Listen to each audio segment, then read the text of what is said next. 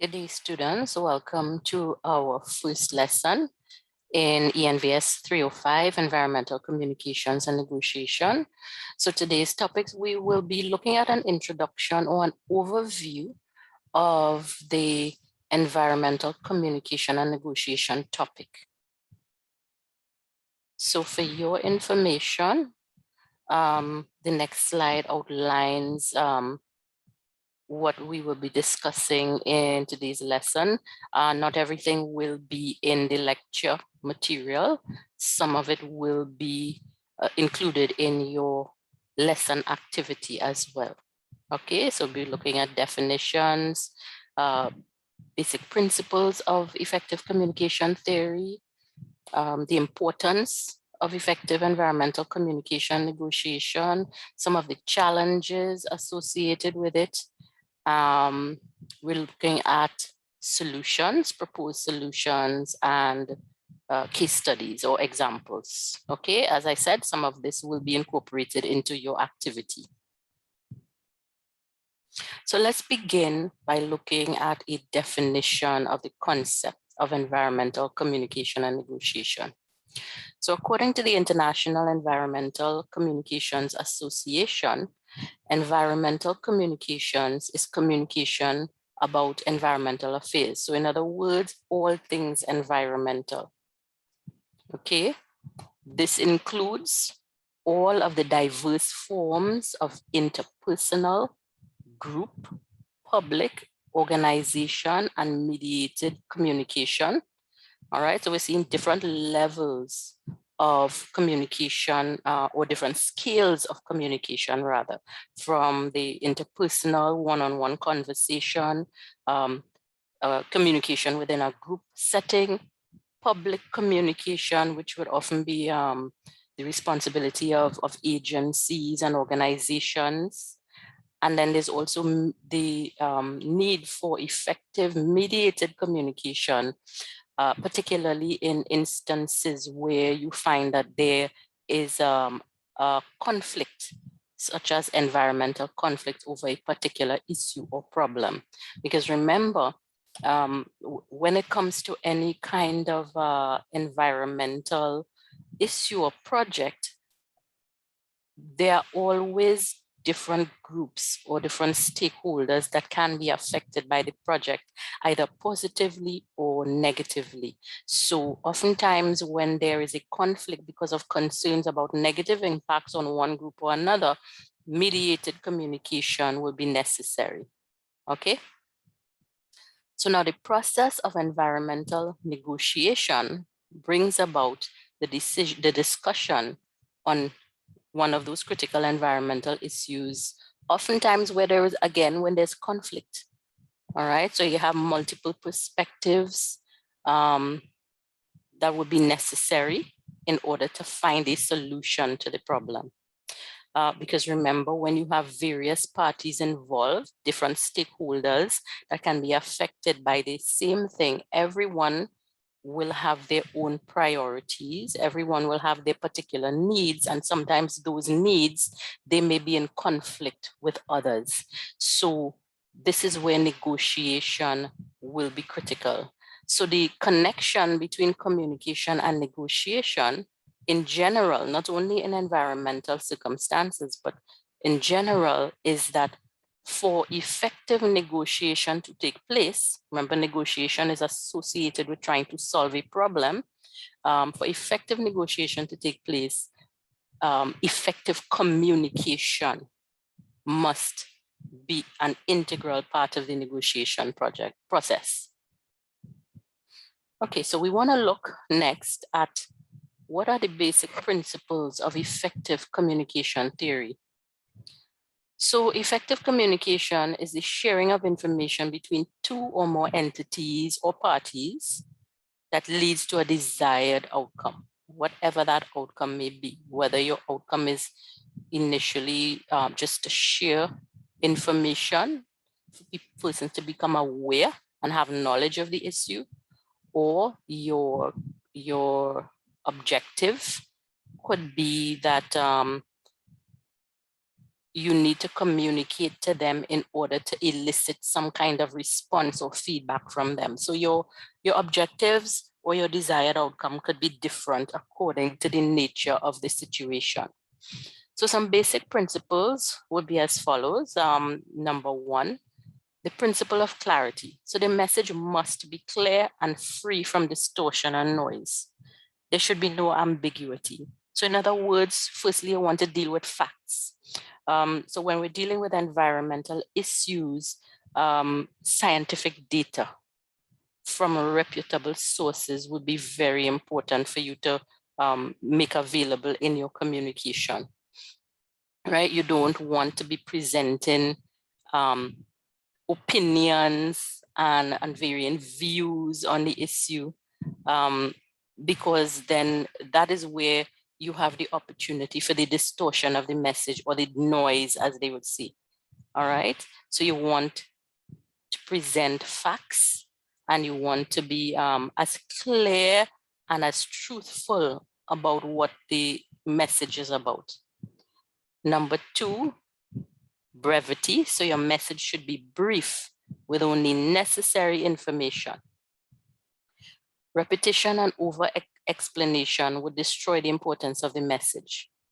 So it's not that repetition may not have a place to a role to play in communication, but certainly your initial message, you should not be repeating yourself over and over. Over explanation can also get the message lost in translation. All right, so you, as it says here, you want to keep it brief, you want to keep it to the point, and you want to focus on the issue itself.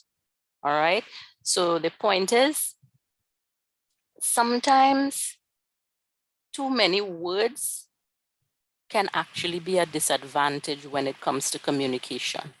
So you want to keep that in mind.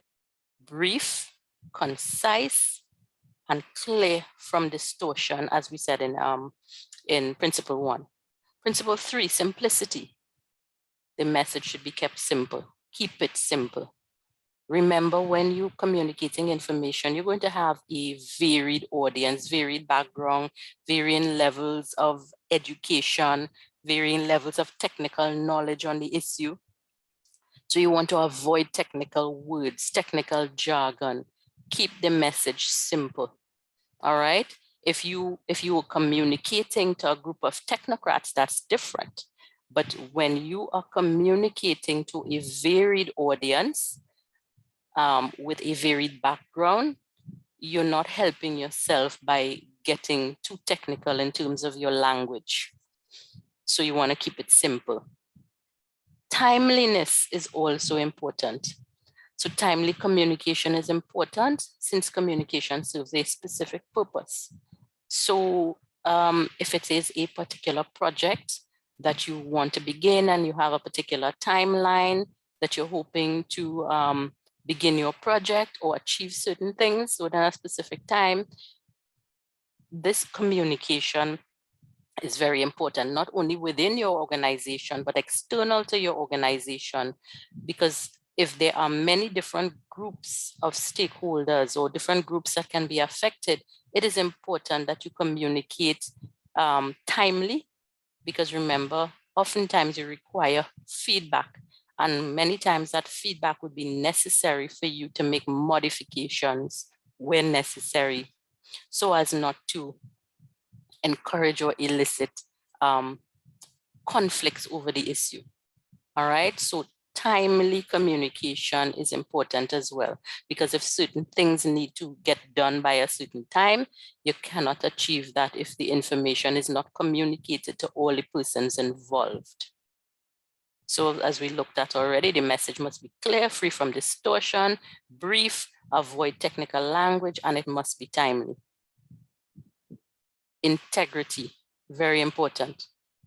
Communication should consider the level of people, principles, and objectives of the organization to create a network or chain.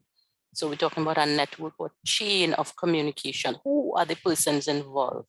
What are the principles and the objectives of the organization involved? So remember, we can have a situation where we will have stakeholder groups within an organization, but we can have stakeholder groups on a particular issue or project external to the organization, such as varying members of the community.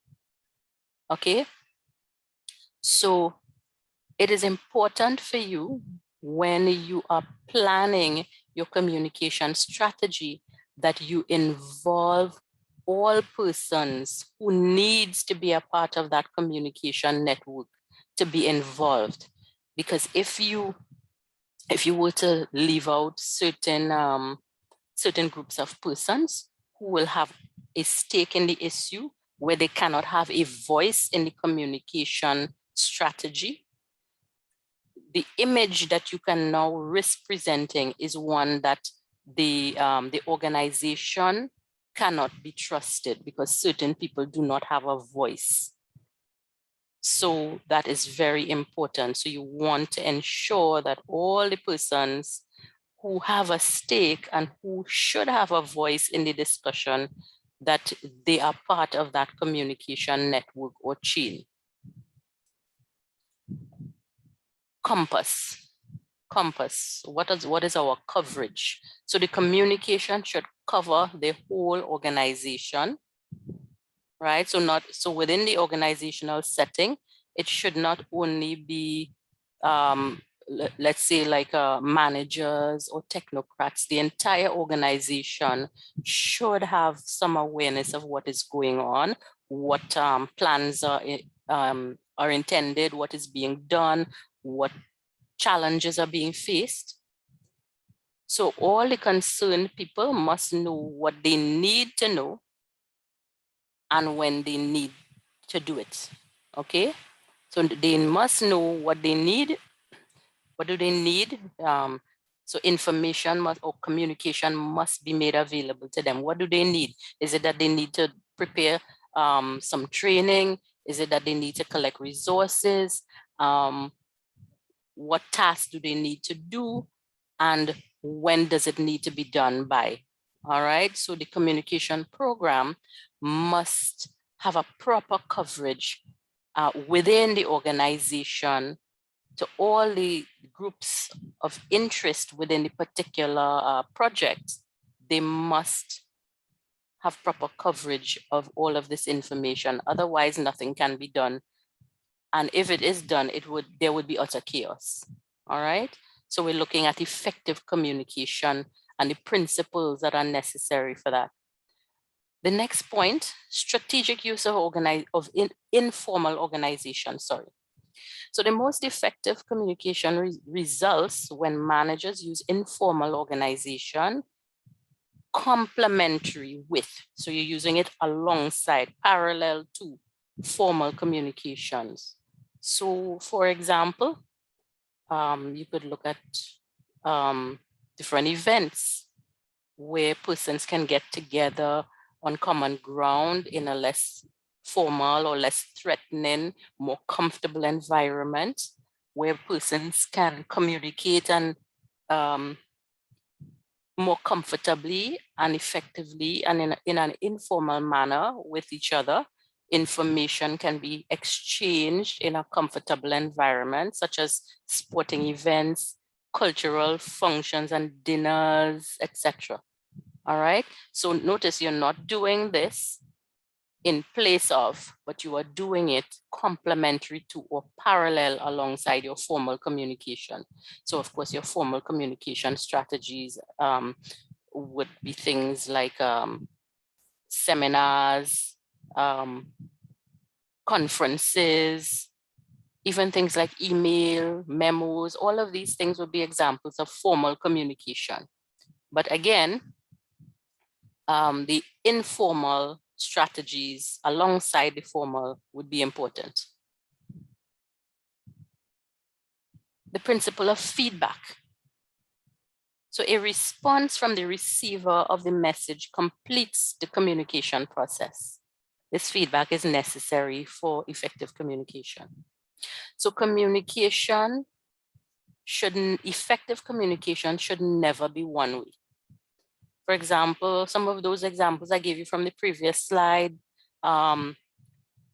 conferences, seminars, presentations, email, that oftentimes that is used for one-way communication. So one-way communication would provide information, but true effective communication requires a response to that information. So it must be two-way communication. Coming out of that two-way communication should be discussion and solutions to an issue. For example, the organization has a project to implement in a community.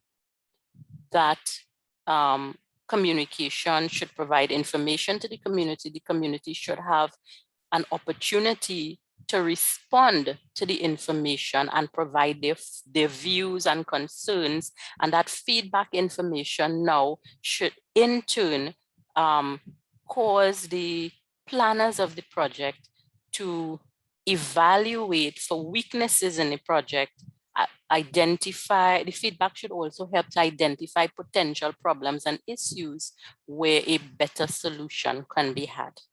Okay, so feedback is very important there. The principle of alternativeness.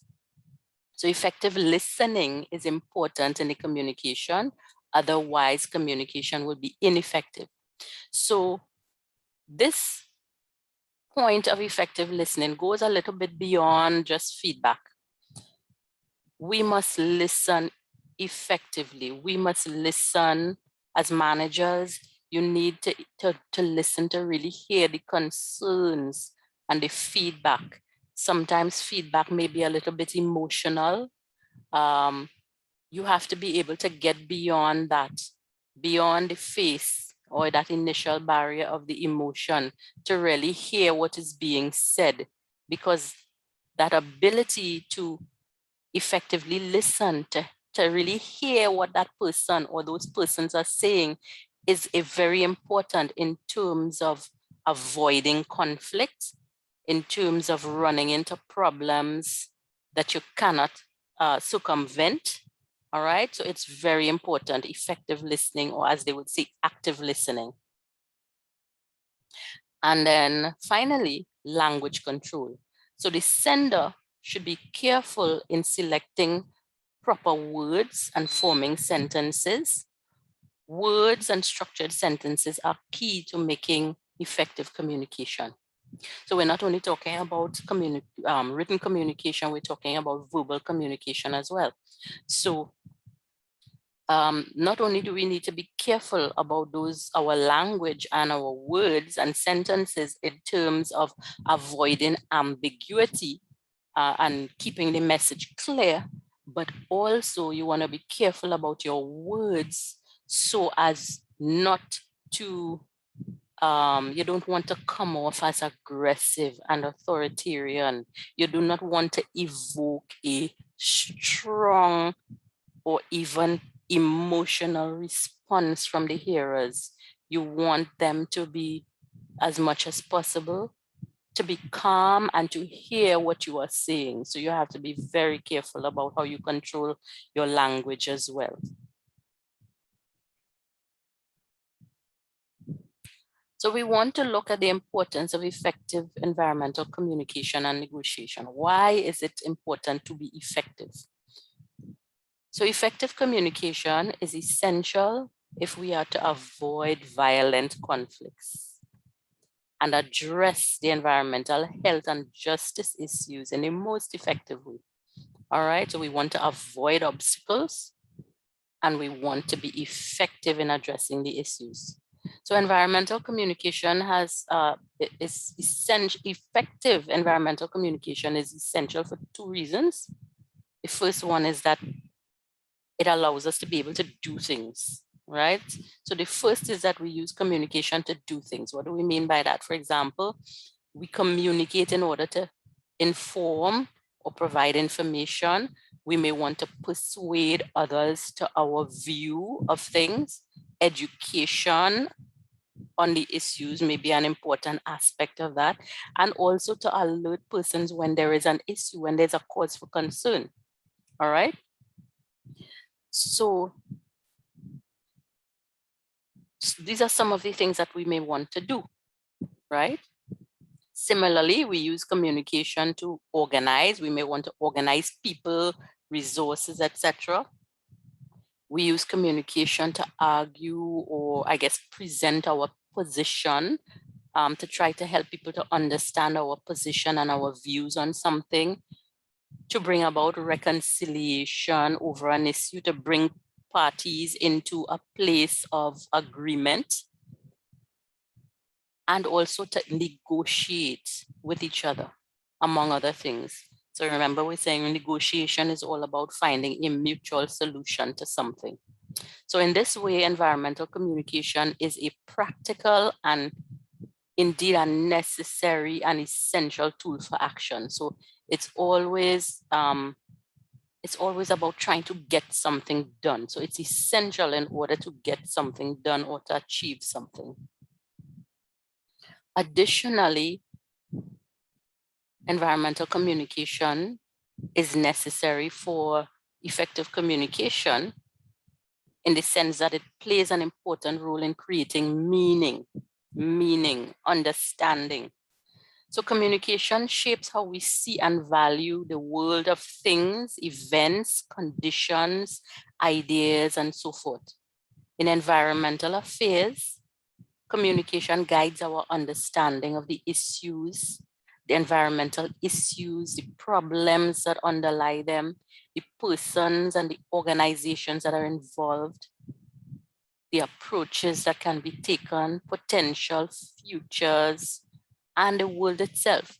So what we are saying then is an effective environmental communication is necessary for helping to shape people's view, their lenses of the environmental issues.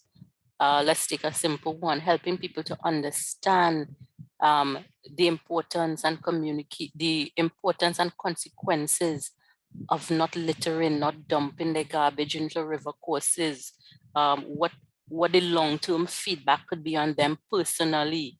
That's just a simple example. Because if you can change their worldview, the hope is that you can change their behavior. And if you can change their behavior, it might have an impact on the world around them. So in this case, we are talking about impact on the environment. Okay, and not only our physical environment, but of course, remember, when we talk a lot about sustainable development, and that sustainable development is comprehensive. It's not only about our ecological world that we live in, but it's also about people and economics and standard of living, quality of life. Okay, so all of these things now, when we as environmental professionals talk about the environment, it's important for us now to remember at all times that our environment is not isolated to our physical environment, but it encompasses all those various aspects of the environment. So environmental communication is important here for creating a realistic view of our environment for all those involved. So in summary, how well we communicate about nature and environmental affairs will affect how quickly and thoroughly we can transform our cultures, and ultimately how well we address ecological crisis. So it is important for us to have not only a well-designed environmental communication strategy, but it must be effective. Okay, so thank you, students, for joining me for today's lesson. Please refer to the eClassroom unit for this block for this lesson. So I ask you to refer to Unit 1 resources. Most of what was covered today, there is additional reading specific to those topics available in the Unit 1 resources page link for you. So please go in and read to get a little more detail. None of it will be new to you because you would have gotten a summary in the lesson, to the lecture today. Once you've completed some reading, you ask specifically for the activity to read the article entitled Challenges to Environmental Communication and How to Overcome It. All right, that is also included in a unit resource page. So this one is specific for the activity. Once you've completed this reading, you will be asked to participate in a discussion forum. So this is to reinforce the lesson. You are reminded this is not a marked activity, but it is essential for you to participate in order to get feedback. All right, you want to make sure that you understand the lesson and that you are on track. There is a rubric provided for your guidance in development of your discussion response. Okay, thank you for joining me for today's lesson. Please proceed to eClassroom for the activity. Thank you.